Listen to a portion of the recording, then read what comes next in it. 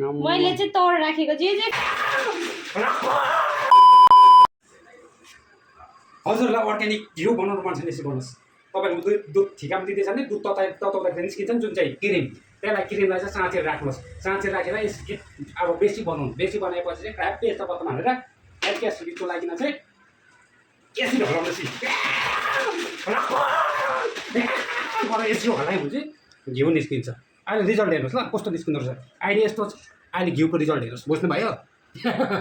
कुर्तालाई चाहिँ तपाईँहरूलाई म यति रिक्वेस्ट गर्छु कि गरम महिनामा चाहिँ यसो गर्दै हराउनुहोस् ल।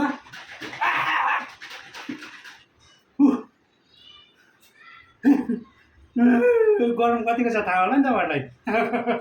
भन्नु फाइनल हेर्नुहोस् अब यहाँ देखियो, हेरेको भएन, अब हेरेको भयो ल ठिकै छ भयो। मैले चाहिँ तौर राखेको जे फेरि प्योर दुध हो नि, फेरि यो चाहिँ मैले ठिका गरेको पाण्डमको दुधको तौर राखेको थिएँ।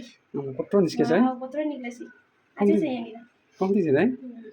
बाक्लो दुध भएर यो दामी देखाइदिने एउटा हातमा निकालिदिनु। अर्ग्यानिक घरको अर्ग्यानिक हातमा गर्छ क्या गड कत्रो त प्योर रहेछ घिउ चाहिँ यस्तो हुन्छ देखि दामी। ल यतिमै समाप्त गर्न चाहन्छु, धन्यवाद।